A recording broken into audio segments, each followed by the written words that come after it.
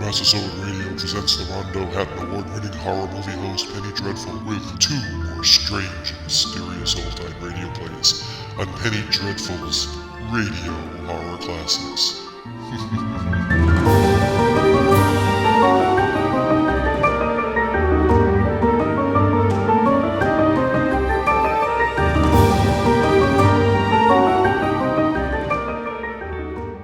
Welcome, my dreary ones, to a new medium for me, radio. Then again, I'm 700 years old, so even magic lantern shows are a new medium for me. Each week, for the next 5, I will share with you some of my favorite bedtime stories, guaranteed to, as the mysterious traveler would say, thrill you a little and chill you a little.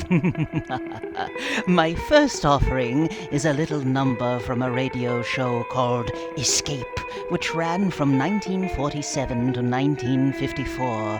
It's called Three Skeleton Key, and it stars horror film legend Vincent Price. I shall return. Tired of the everyday routine? Ever dream of a life of romantic adventure? Want to get away from it all? We offer you Escape! Escape, designed to free you from the four walls of today for a half hour of high adventure. Tonight, we escape to a lonely lighthouse off the steaming jungle coast of French Guiana and a nightmare world of terror and violence as we bring you again, in response to hundreds of requests, Three Skeleton Key, starring Vincent Price.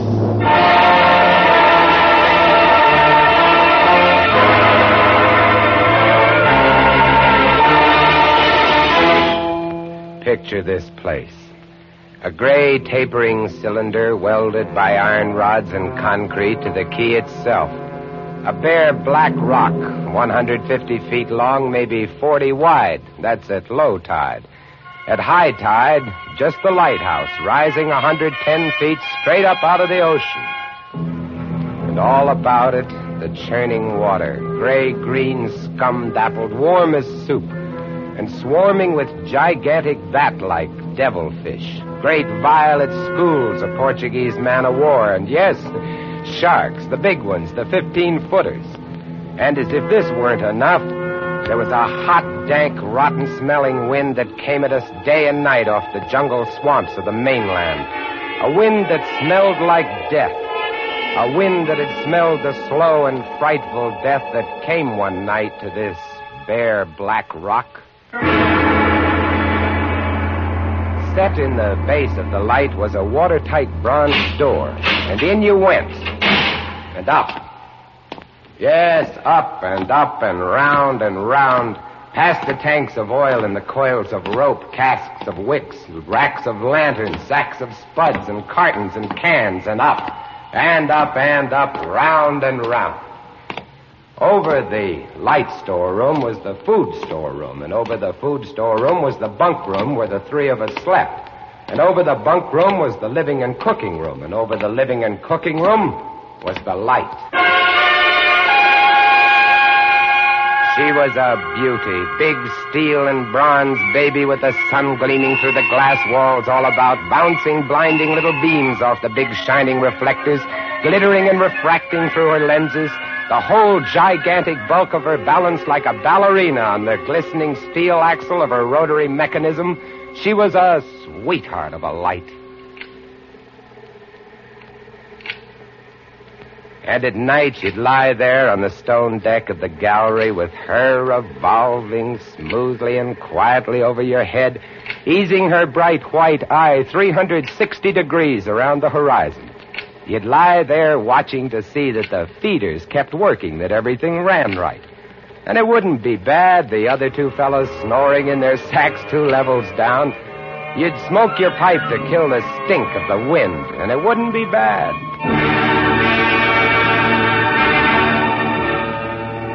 About those other two, Louis and Auguste.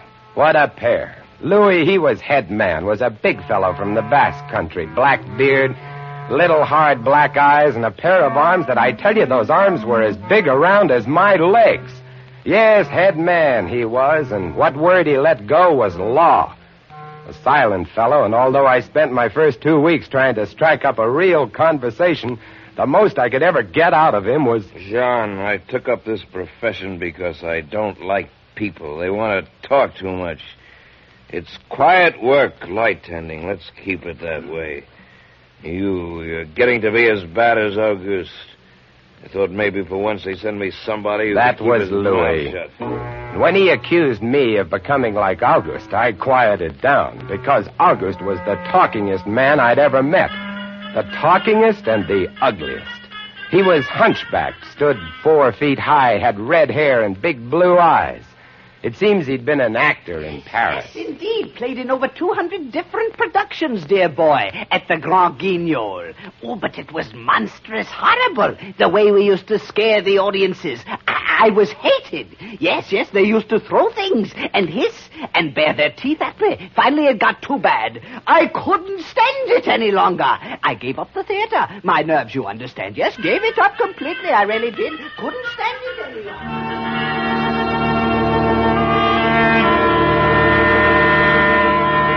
It all started one morning at 2:30. I was on watch, lying on the cool stone deck, pulling on my pipe, staring out at the blackness, the phosphorescent combers, and the big yellow stars, when out of the corner of my eye, I noticed something show up for a second. Something the light had touched, far off. I waited for her to come around again, and when she did, there it was. Three-master, a big one, about a half-mile off, and coming down out of the north-northwest, coming straight for us. You must understand, our light was where it was for a very good reason. Dangerous submerged reefs surrounded us, and ships kept clear. But this one, this sailing vessel, was coming straight on. I went over to the gallery door and yelled, "Louis! Louis!" Couldn't understand it. I waited for the light to come around again. What is it? Ship headed for the reef. Hurry right up. I had the glasses out now. I couldn't read her name, but I could see her quite plainly. All sails set, the foam creaming away under her bow, her beautiful lines. A Dutch ship, I guessed her. But why didn't she turn? Every time it passed, our light hit her with the glare of day. Ship? Where? Northwest. The light will touch her in a moment. Can't they see? Look at her. She just keeps coming on. Yeah, the squareheads. What is it? What is it? Watch northwest.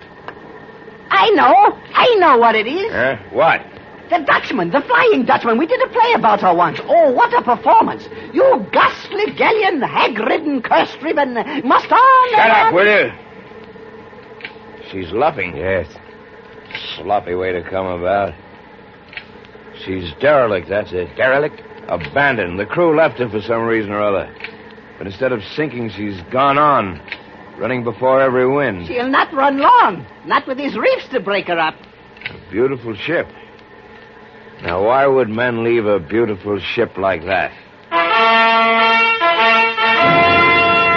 She didn't ram us, although we all expected it. But as we waited for the crash, she luffed again, caught some odd gust, and went about. We watched her the rest of those black hours, heeling and rocking, pushed and pulled by every stray wind, every freak current. Watched her until the dawn came, till the sea turned from black to a pearly gray. And on she came again, heading for us. We all had our glasses trained on her now. August, you can kill the light. Right, Chief? She doesn't look so good by daylight. Think she'll ground this time? What? I say, do you think she'll ground this time? Huh? This is impossible. Absolutely impossible. What? Here, take my glasses. They're better than yours. All right. And what is it you're... I had to focus, and then my breath froze in my throat. The decks were swarming with a dark brown carpet that looked like a gigantic fungus, but undulating. And on the masts and yards, the guys and all were hundreds, no thousands, I don't know, an endless number of enormous rats. See them? Yes, I see them. Now we know why she's derelict. Yes, now we know. What are you two doing? Here, give me a look. Yes, give him the glasses. Take a good look, chatterbox. Give you something to talk about. She's still heading for us. Yes. She's going to turn. She better turn soon. Suppose she doesn't. You mean suppose she piles up on the key? It's low tide. Yes. Yes, it is. Where's all the conversation, August, huh? Here, want the glasses again? Want another look? No. She's still coming on. Go away. Go away. Turn! Will you turn, I say? I pray you, turn! She's climbing up. The rats. Look, on the water. Like a carpet. They're swimming. Sure, they're swimming. Those are ship's rats. But they're swimming for the rocks. The door below. It's open. Come on. Down we went, racing down the stone stairs, taking them 3 and 4 at a time. Scared? You bet we were scared. August, you get the windows. Maybe they can climb. We don't know. Right, Chief. But hurry.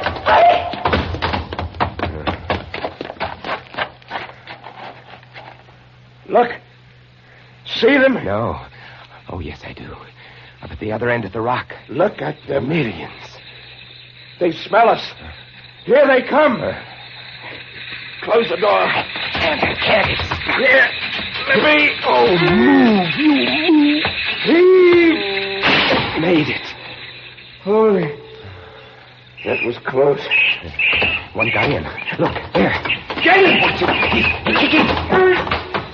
He's as big as a tomcat, bigger. And his eyes were wild and red, his teeth long and sharp and yellow. He went for us, starving, ravenous, and we fought him, fought that one rat all over the room. It was, oh, believe me, I do not exaggerate, it was like fighting a panther. Got him. We better get aloft. As we ran up the winding staircase, we passed the tiny windows of the various levels, and at every one was a thick, wriggling, screaming curtain of brown fur. I was ahead of Louis, and I dreaded each successive level. Suppose they had found a way in. Look at them. Will you look at them? It's a nightmare. Will you look at them? The air of the gallery was thick and fetid with the stink of them. The light was dim, brown, filtered through the crawling mass that swarmed over the glass all about us. I could not see the sky. Nothing but them. Their red eyes, their claws, their wriggling, hairy snouts, and their teeth. The rats. They screamed and howled and threw themselves against the glass. They were starving. And we three, we stood very quietly. Oh, very quietly in the center of the classroom under our beautiful light. And we waited. What can we do? What can we do? Take it easy, old man. Take it easy. I just can't. It won't do any good to stand here and shake. That's right. Anybody want a cigarette? Yes, I'll have one, thank you. Good boy. We've got to keep calm about this thing. Here's a light. They don't light the fire, do they? Guess not. Give me another match. You don't like that much, do you? Don't rile them, August. Give me some more matches. I'll strike them until they get scared and go away. They won't go away. Not until... Finish it, Chief. Not until what? Not until they've been fed.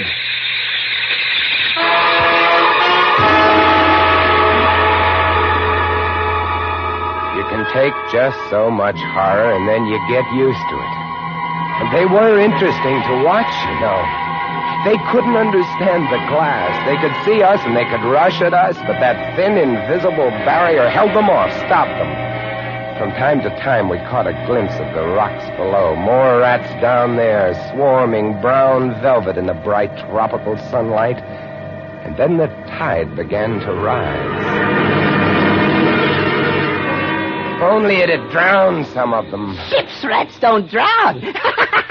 No, sir, you cannot drown one of them. They're all climbing up the tower. This bunch around us is getting thicker. Say, what's the time? 6:15. You've got first watch, John. Right. Wake me at 10. I will. Come along, Avarice. It was getting dark. One side of the room was lit a soft, filtered red. Sunset through the rats. Oh, very pretty. I set the wicks, checked my fuel, and then lit the lamp. It caught them. Lit them in their gigantic wriggling web of pale, hairless bellies, twitching red tails, bright eyes. Then I started the rotary motor. The light drove them mad as she swung slowly and smoothly about. She blinded them in the fierce stabbing bar of light, moving continually about of a turning, of a touching, of a moving around and around, and they twitching and shuddering, eyes flaming when they were struck by the light. Bright light moving, and behind on the dark side of the room, so close, I dared not turn my back, but you cannot help turning your back when you're in a room made of glass. On the dark side of the room, you could not see them, but only their eyes. Thousands of points of blank red light, blinking and twinkling like the stars of hell.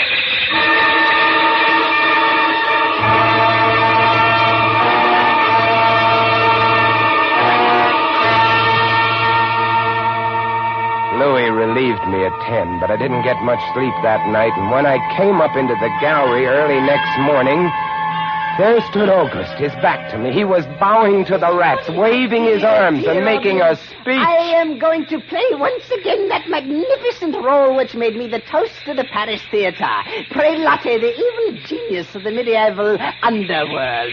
I am he who did guide the dark soul of the Maréchal into the nether paths. Do not be frightened, little children. I will not hurt turning. you. I stood staring at him, horror-struck, but he didn't notice me.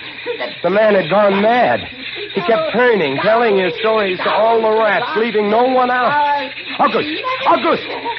Ah, another one. A latecomer. Take a seat on the aisle, dear patron. August, move stop over it, there. stop it. Let the gentleman be But seated. he didn't Come.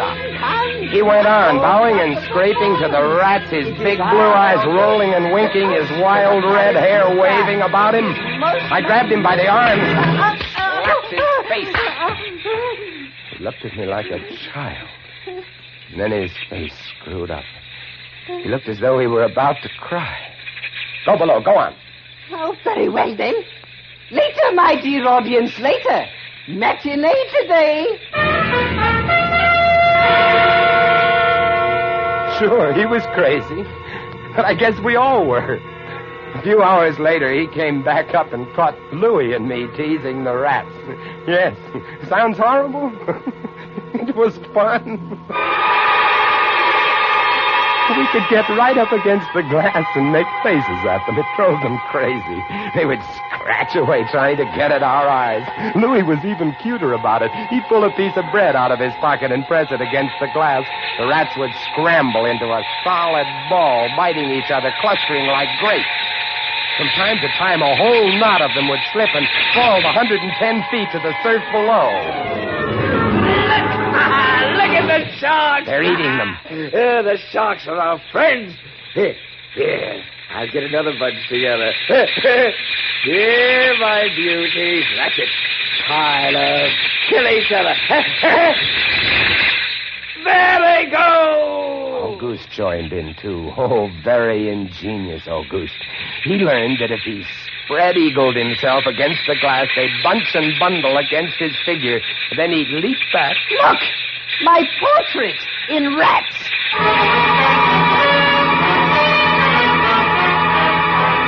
It went on all day.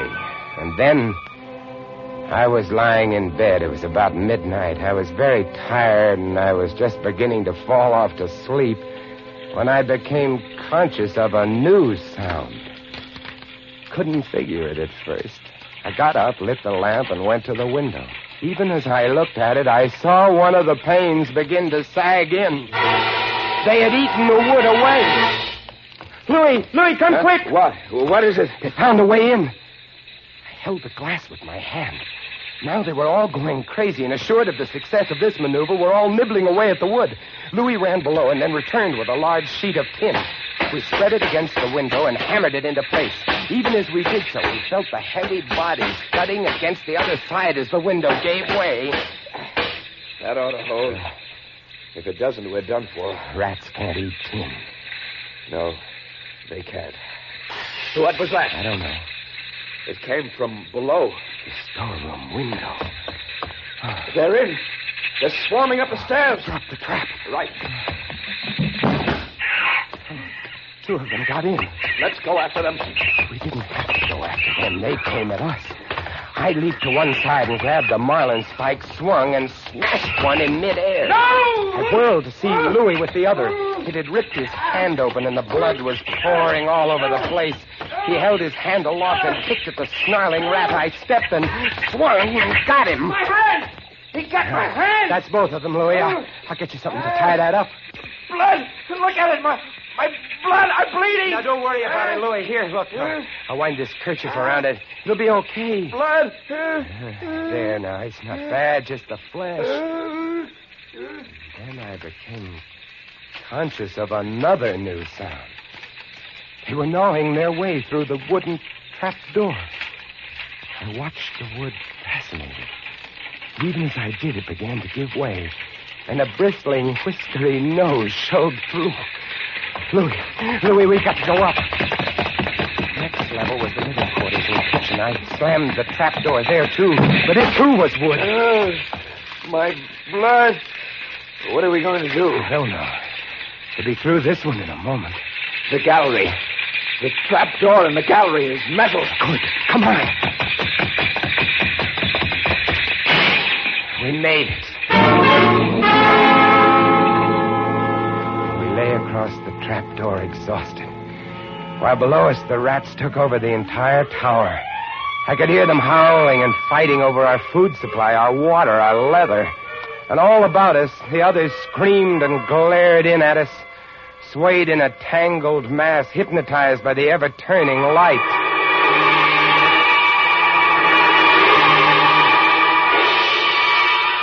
By morning, the air in the little room was horrible. Until now, we'd been getting air from the tower below. Now that was sealed off. And so was all our food and water. We lay exhausted, panting, waiting. The hours crawled on. I was almost dozing from fatigue when I saw a sight that brought me too fast. Would you like to come in, my beauties? Would you? I hold the powers of life and death, and I can let you in, you know. August was standing by the glass, and in one hand he held a wrench. He was tapping the glass gently, not quite hard enough to break it. I eased myself to my feet and slowly, very slowly, tiptoed toward him. All I have to do is tap just a little harder. I found a coil of wire in the toolkit, and I trussed him up, fastened him to a stanchion in the center of the room. Louis was of no help. He lay on his side, looking at his bloody hand, weak and sick as a baby. So there I was, a lunatic and a coward for company, and all about watching our little drama, the rats.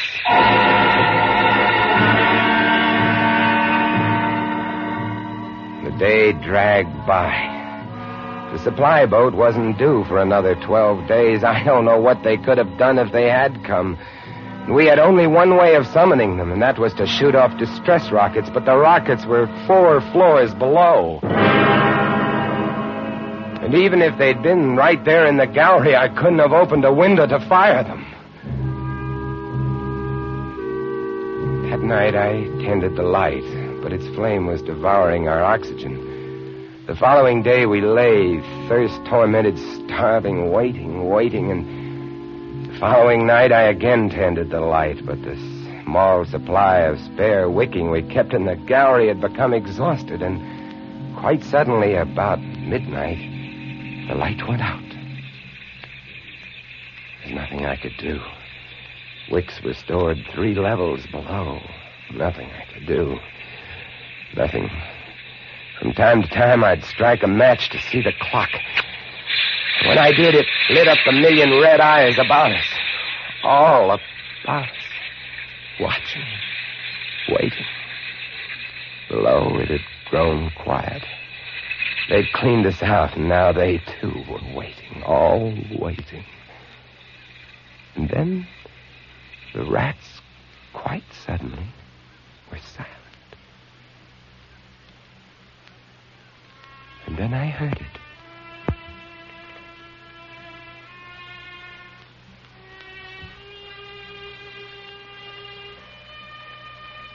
And then I saw the sky and the stars. The rats were gone. I went to the glass. Out there on the water, a small freighter, a banana boat, showing a few lights, came softly and innocently at us. The light was out. They didn't know. I wanted to open the windows, to call out to them, to warn them somehow, but I was afraid. What if the rats were hiding from me, tricking me? So I waited. She grounded very softly on a reef not 200 yards from the quay. Grounded so gently that the man playing the cornet, was he a passenger or crewman off watch, didn't even stop playing. They tried washing her back off. I could have told them to save their fuel. The tide was rising, would have floated her free.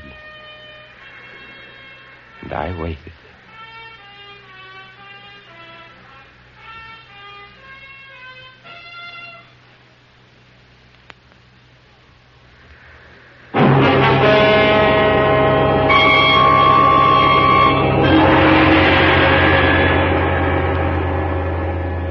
That's all. That's the story. The sun came up and there wasn't a rat on the whole quay. Every last one of that terrible army had left us, gone back to sea on their new ship. Auguste, insane asylum, he never recovered. And Louis, they took him into Cayenne where he died of blood poisoning from his bite. Oh, yes. Well, that's the whole of it. And if you'll excuse me now, I must go set my traps. No mouse traps. No rats in this lighthouse, I should say not. Life in the lights isn't bad, but sometimes when I see a strange vessel approaching, I get a little nervous, sure. Somewhere on the seas, there's a little banana boat without a crew. That is, without a human crew.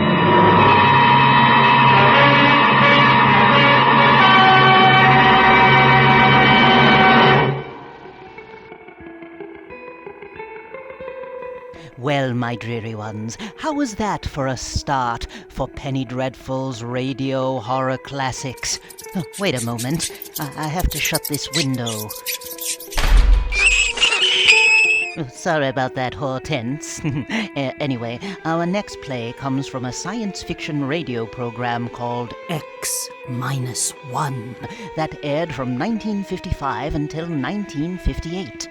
Knock, written by Frederick Brown, poses the classic horror question, what if the last man on Earth heard a knock on his door? Listen if you dare. Countdown for blastoff. X -5, -4, -3, -2, X -1. Fire!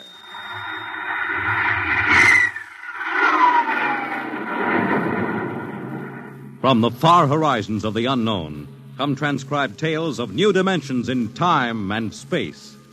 These are stories of the future, adventures in which you'll live in 1,000,000 could-be years on 1,000 would-be worlds. The National Broadcasting Company presents X minus one.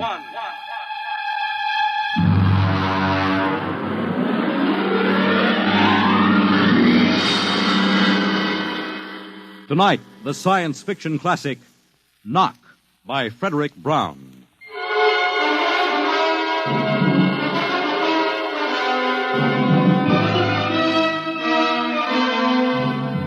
Tonight we have a strange story to tell. A sweet, blood-curdling little story that is really only 2 sentences long. The last man on earth sat alone in a room. There was a knock at the door.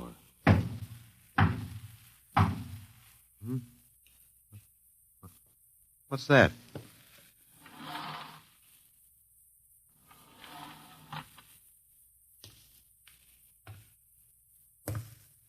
Good morning, man. What? Who are you? You have regained consciousness. Who are you? I am Zan. I'm still asleep, I must be. You are not asleep. Maybe if I close my eyes, it'll go away. I will not go away, man. Oh. I guess I'm awake. What are you? I am a Zan. What's that? A Zan is intelligent life. Look, I don't... What happened? Where are you from? From Planet 7 in the 3rd galaxy in the 4th quadrant. Where? It is not necessary to repeat information which is correct in the original statement. Planet 7, but... You mean I'm not on Earth? You are still on your planet. Then what are you doing here? The Zans have annexed your world. You mean you've conquered Earth? Yes, that is correct. We will now prepare your planet for habitation by the Zan. How about the people? What about the population of the world? You are the population of the world. Hmm? Now, wait a minute. I can't... I don't understand what's happened. The Zan have landed on your planet. We have removed the lower life forms to prepare for colonization by the Zan. When did all this happen? 2 days ago. You have been unconscious until now. You really mean I'm the last man on Earth? That is correct. Identify yourself now. What? Kindly provide data as to your position in the elementary social order of your planet. Oh. I'm Walter Phelan, Associate Professor of Anthropology at Nathan University.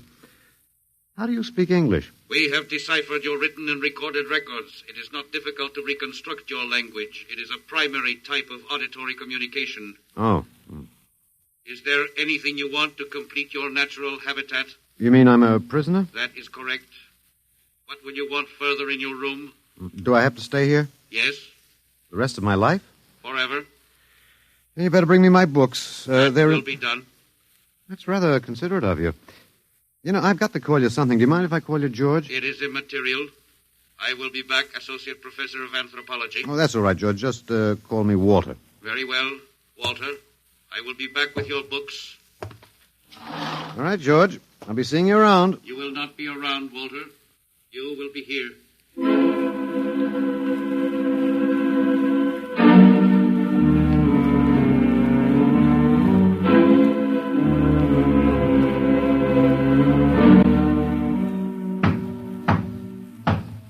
Come in.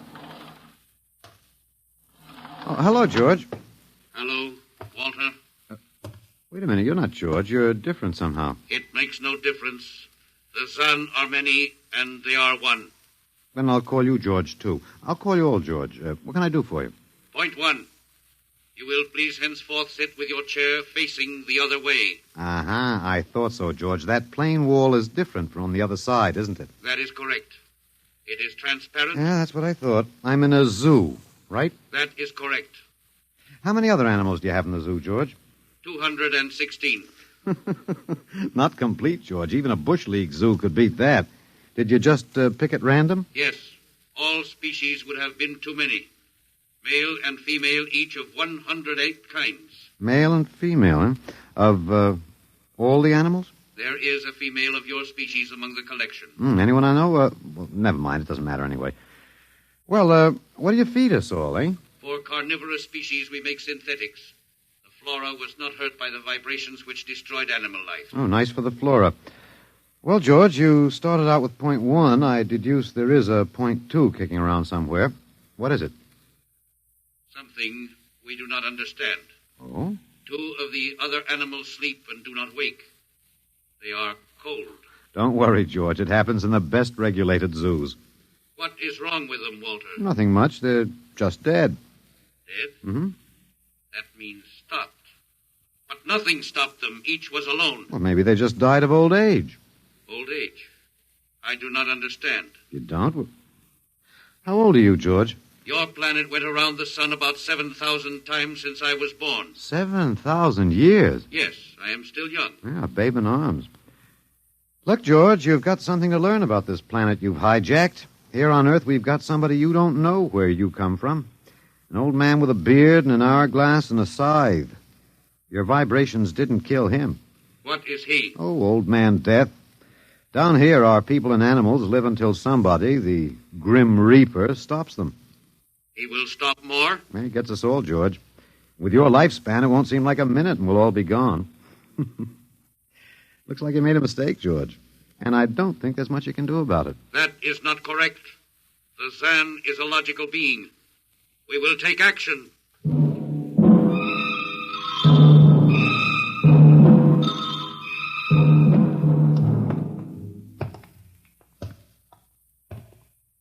Well, George, where are you taking me? We will be there shortly. We will bring your books and your chair. You mean my lease is up? I do not understand. It's moving day? That is correct. We are here now. You will live here now, Walter. It is a larger room. Well, be it ever so humble, there's no place like home. Go inside. Oh, be careful with those books, George. Don't lose my... Oh, excuse me. Who are you? What are you doing here? I guess George didn't explain. George tries to be polite, but he hasn't quite caught on yet. I'm Walter Phelan. My name is Grace Evans, Mr. Phelan. What's all this about? Why did they bring me here? I think I know why, but let's go back a bit. Do you know just what has happened otherwise? No, not exactly.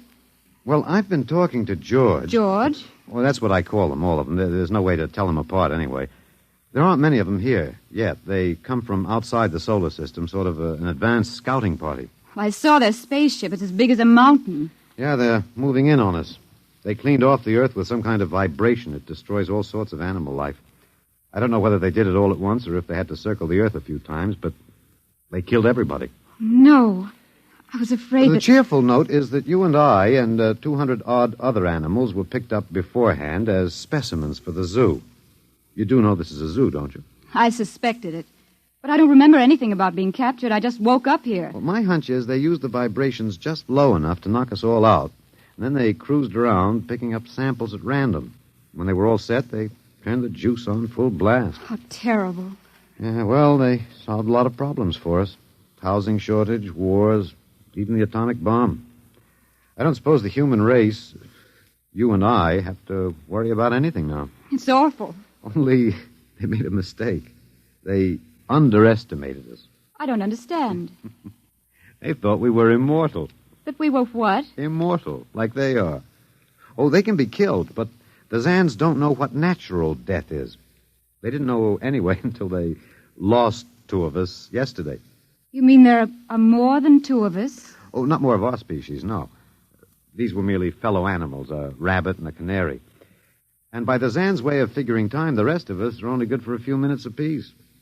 It's a joke on them. They figured they had permanent specimens here in the zoo. Well, didn't they even know we'd all die eventually? I don't think so. George, that is the second Zan I saw, told me he was 7,000 years old, and he's young by their standards. When they learned how quickly we die, they were practically shocked to the core, if they have cores. How can you talk that way about it? Academic detachment. I learned it at faculty teas. At any rate, they've decided to reorganize their zoo. 2 by 2. What, are they going to keep us locked up together in this one little room? Yeah, I'm afraid so. There's plenty of furniture, though, and George promised to bring me my chair. We've got to do something. Why? Well, I don't know. It just seems to me we owe it to the human race to do something. Oh, well, perhaps you have a suggestion? There must be some way. They can be killed, you said. Oh, yes. I've been studying them. They look horribly different, but I think they have about the same metabolic and digestive system as we. I think that anything that would kill one of us would kill one of them. But you said 7,000 years. Yeah, I think I figured it out. Now, George cut his, I suppose you'd call it his hand, when he brought in my books. Started to bleed, red blood. But I could see the cut closing as he stood there. By the time he left, it was healed. I don't understand. Well, you see, whatever factor there is in man that makes him grow old is missing in the Zan. Their regenerative powers must be unlimited. They just don't wear out. They go on and on until they're stopped. Suppose we killed one. There must be some way. Oh, what would be the use? They wouldn't even punish us. They'd just give us our food through a trapdoor and put up a sign saying, "Beware of the man. Dangerous." I don't think they'll even have to bother in your case. I don't see anything funny. I'm sorry. It just reminds me of Martha. Martha? My wife. She died 2 years ago. I'm sorry. Oh, not at all. It was a pleasure. That'll be George with my books. Come in. Hello, George. Hello, Walter. Point 1, I have brought your books. Point 1, eh? What else is on your mind? Another creature sleeps and will not wake. Oh? A small feathered one called a duck. Well, it happens, George. I warned you. Old Man Death, the Grim Reaper. I told you about him. Walter, the Council of Zan has met. It has been decided logically that A, no life form can withstand the full strength vibrations with which we cleared your planet. Therefore, the Grim Reaper you spoke of does not exist. Pretty neat, George. What's B? B, the only intelligent life to escape the vibrations is you.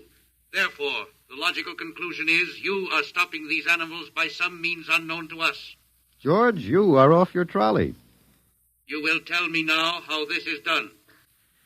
You've got me. Yes, we have. It is necessary to save the remaining specimens as long as possible. If we do not get the information, we may be forced to dispense with your species entirely.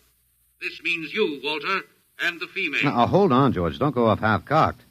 Let me take a look at these animals that won't wake up. I will take you there now. Go first, Walter. After you, my dear George.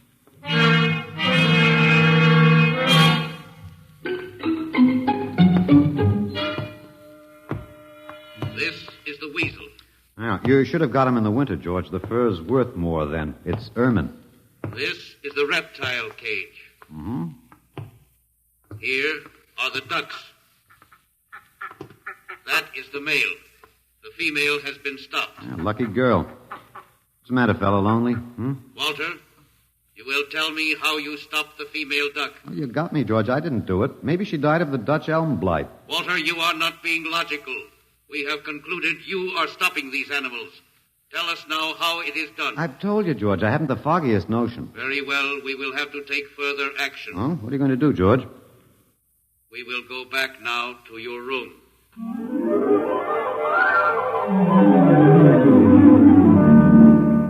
What happened, Mr. Phelan? You might call me Walter. After all, George does.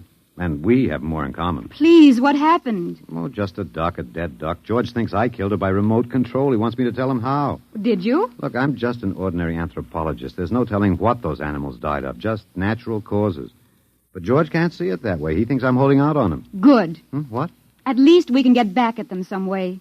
At least we can do something to them. Well, why? After all, George isn't a bad fellow, if you like an ant mentality. How can you say that? Well, they murdered the human race. I suppose so, but we can't change that now, so why think about it? We just can't sit here and do nothing. I fail to see how we can do anything else. But at least we could be fighting. I can't see the virtue in that. I was more or less content with my books, and we've got George to talk to. Of all the men in the world they had to pick, don't you want to fight back? Don't you want to keep on fighting to the end? It hadn't occurred to me. But we've got to, Walter. Why? Well, I can't really explain it, but, Walter, if there was any good in man, it was that he kept on struggling against nature and, in the end, even against himself. But he kept on fighting for what he thought was right, and we're all that's left. Walter, we just can't end by giving up. We've got to keep on fighting. You know, you do remind me of Martha. There isn't much left for us. We could beat them in this one small thing. We can pretend there's a secret about death. We could refuse to tell them anything. Well, there isn't anything to tell. But they don't know that. Promise me you won't give in. Well, I suppose the worst they can do is kill us. All right, Miss Evans. Hello, George. Hello, Walter. Now you will tell us how these animals are stopped. George, this may come as a shock to you, but I've decided not to tell you. Why?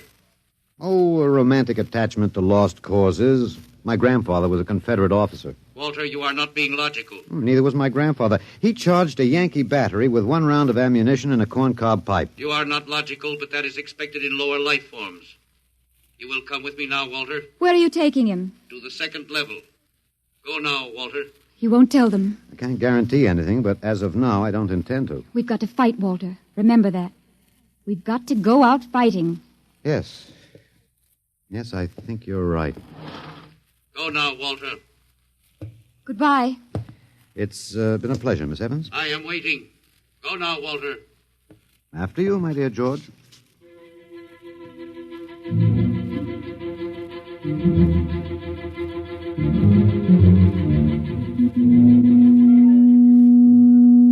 You will tell us now, Walter? That was the first level of vibration. There are many more. However, we have calculated that none of them exceed your threshold of unconsciousness. Oh, very clever, George. Of course. You will tell us now, how do you stop these animals? You will tell us now? As of now, no. However, I'm not very brave, if that encourages you, George. You are not being logical, Walter. You're telling me. We will now use vibration level 2.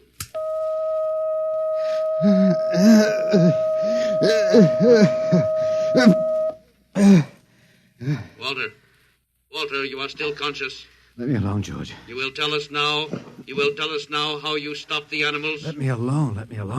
We have had vibration levels 1 and 2. There are still 15 more before your threshold of unconsciousness. No. Let me alone. Walter, listen to me. Another creature sleeps and will not wake. We must know now. It's tough. You better start vibrating again, George. No. What? It would not be logical. We have calculated that no further level of vibration will overcome your irrational psychological block. We conclude you will not tell. And let me go? That is correct. That's real nice of you, George. I appreciate it. We have calculated that the resistance of the female of your species will be lower. We will now place her under the vibrations. No, George, you can't do that. No, listen, George. George, there is no secret. Can you understand that? There is no secret. Those animals died from natural causes. I'm telling you the truth. That is not a logical answer. We will get the woman. I've told you the truth. Can't you understand? We must know now. The female animal cage next to the duck has been stopped.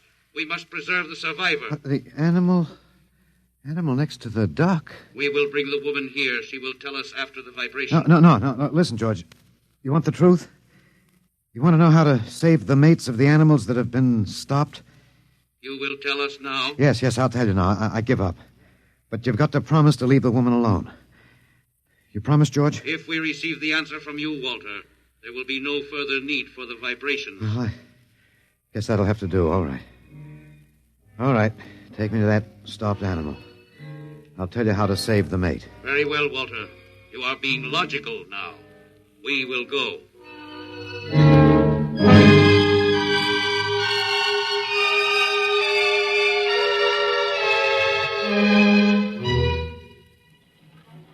Walter, are you all right? Just let me catch my breath a minute. What did they do? What happened? After a while, I told them what they wanted to know. Oh, no. As George pointed out, it seemed to be the logical thing at the time. But you promised. I know. It was our last chance to beat them on even one little thing. Perhaps. You mind if I sit down? You gave up. I suppose you could call it that. I'm very tired. They've beaten us completely then. There isn't even anything we can do. The last of the human race, and we give up. We don't even die fighting. Oh, it isn't that bad. Something might turn up, Martha. What did you call me? Huh? No, I must have said Martha. Sorry, she was my wife. She died 2 years ago. What were you saying? Nothing. It doesn't matter. It's too late. It's too late for the whole human race. What now, George? The Council of the Zan has met. No? Something wrong, George? A Zan has been stopped. What? Zan is dead? That is correct. Well, you didn't believe me, George. But you can die. You can really die. You'll have to get used to that if you're going to stay here. The Council has decided. A, you have in some way stopped this Zan. B, you and the woman must be eliminated. Walter. No, you've got it wrong, George. The Council has decided. This time you will have the full vibration. This time? Walter, what did they do to you? Oh, they have a rather effective third degree. They tortured you, Walter? Yes. And I thought... Oh, Walter, it was all my fault. I wouldn't even have tried without you. I suppose we have a last chance now to end with some dignity. I think you're a very brave man, Walter. No, not very. There isn't much else to do. Do we go now, George? Now, Walter. that? I have been told another Zan has died. Now will you believe me? The Council of the Zan meets now. 2 gone already, and you were with me, George. You know I didn't kill this one. What stopped him then? I told you, it's Old Man Death. You came to the wrong planet, George. Your immortality doesn't go down here. He can stop you, but you can't stop him. And you'll all die if you stick around. What now? The Council has decided this is a place of death. We will leave your planet. Leave? You mean you're giving up? It is not safe for the Zan. Oh, Walter, they're leaving. They're really going. Come on then, George. And don't hurry back. It would not be logical to do so. We are leaving the Earth now. Goodbye, Walter. Goodbye, George.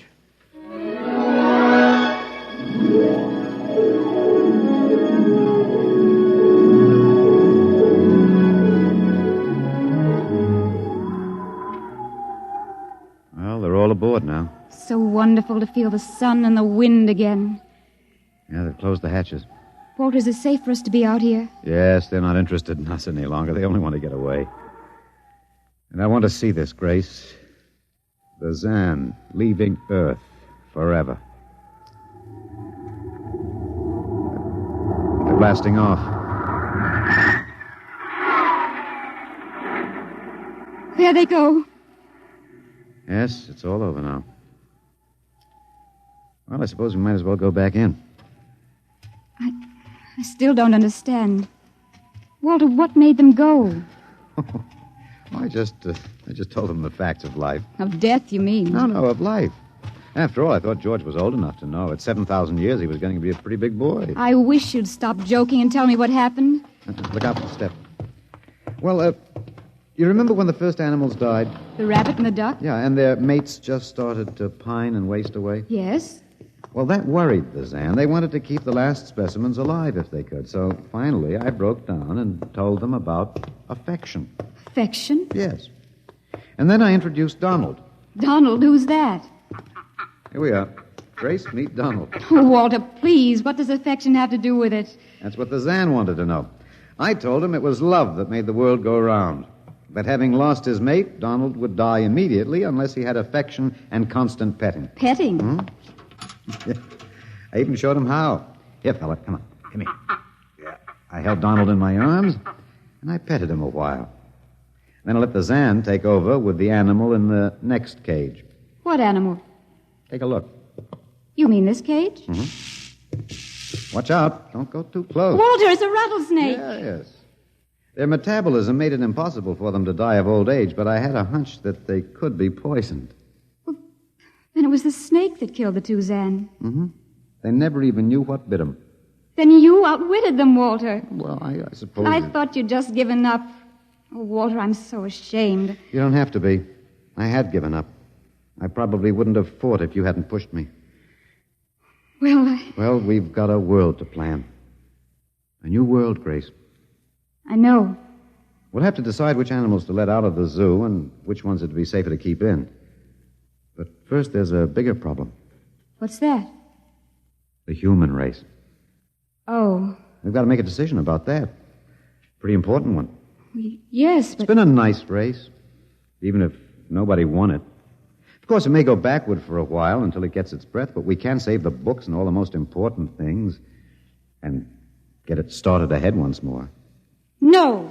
It's the Garden of Eden all over again. But, Eve, you'll have to watch out for that snake. Now, don't be ridiculous, Walter. You know, funny, you even blush like Martha.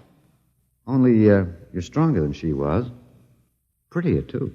I wish you'd forget about Martha. I think I will, my dear, if you'll give me time. Now, Walter Phelan, you listen to me. If you think for 1 minute that I thought it would never happen to me again. But it is love that makes the world go round. So, Grace, if you could only... No. I wouldn't marry you if you were the last man on earth. But that's exactly what I am. I don't care. I don't even want to talk about it. I'm going out. All right, my dear, but think it over. And please come back.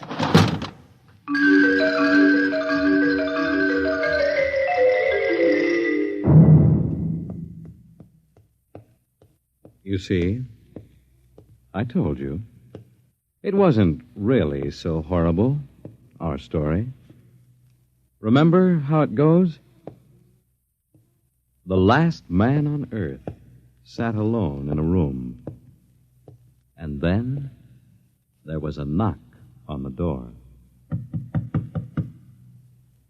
Come in? Come in, Grace, my dear.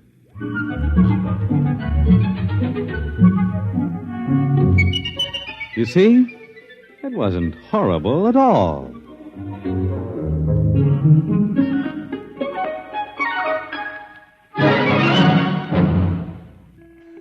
Well, that was quite chilling, wasn't it? Anyway. Who could that be at this time of night? Should I answer it? Oh, why not? Oh, it's you, Hortense. Sorry about your tale. Well, it's time to go. Until next time. This is New England's excellent horror hostess, Penny Dreadful, with an incantation for you. Want to shudder and tremble with fright? Tune in at 9 p.m. on Thursday night. Penny Dreadful presents Radio Horror Classics. Dare to hear the golden age of fear. Thursdays at 9 p.m. on WBMS.